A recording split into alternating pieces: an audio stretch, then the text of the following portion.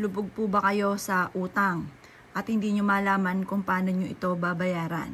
Kayo po ay masipag, matyaga, lahat na po ay nirakit ninyo pero lagi ka pa rin minamalas. May ituturo po ako mga bossing ko sa pamamagitan ng kuntil mga bossing ko ng luya. Yung mga anak po yan mga bossing ko. Yan po ay tunay namang marami na rin nagpatotoo na sila po ay sinuwerte po dito at imbis po sila ay laging walang pera, nakaka-attract sila ng swerte sa pera.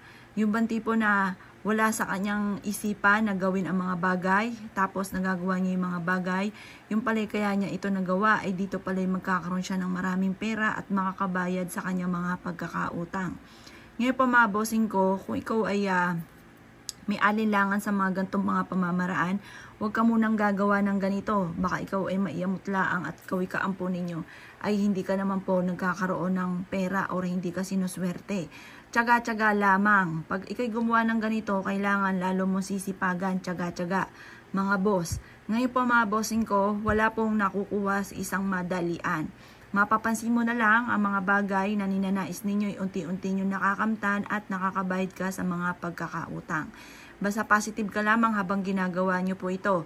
O kunin ang inyo pong pitaka, alsin nyo muna ang mga laman po niyan. Ipagpag sa liwanag ng sinag ng araw. At pagkatapos mga bossing ko, kumuha kayo mga bossing ko ng ganito, kuntil ng luya. Isiksik sa inyo pong pitaka. Ang dulot po nito ay napakaswerte. Proven po yan mga bossing ko. Ngayon pa mga bossing ko, ang gagawin lamang po ninyo mga boss, ito po ay kukunin lamang po ninyo yung mga anak-anak ng luya at pagkatapos ay isiksik sa inyo pong pitaka. Sabihin sa inyo pong pitaka na kailanman ay hindi ka na mamumblema tungkol sa usapin ng pera. Maraming pera ang darating sa inyo. Bukod sa inyo pong pagiging masipag at matyaga, makakamit lahat ang mga pinapangarap. Magkakaroon ka na napakaraming pera. Kailanman ay hindi magiging pahirapan sa'yo na kumita ng pera. Ganon ang pag-wish mga boss ha. Tapos kunin nyo na po ito at pagtapos ay isiksik nyo po sa loob ng inyo pong pitaka. Positive lamang kada kayo ay kukuha ng pera sa inyo pong pitaka, lagi nyo sasabihin, babalik ka kagad at magtawag ka pa ng maraming kasamahan ninyo. Ganon ang pag-wish ha mga boss. Ito po ay proven. Ngayon, kung ikigagawa ng ganito, huwag nyo na po munang ipagsasabi. Hayaan nyo na muna na magkaroon ka muna ng maraming pera.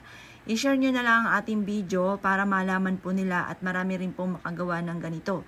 Basta huwag kayong aasa sa ganito ha, huwag aasa sa swerte. Yan po itatambalan ng sipag at tiyaga mga bossing.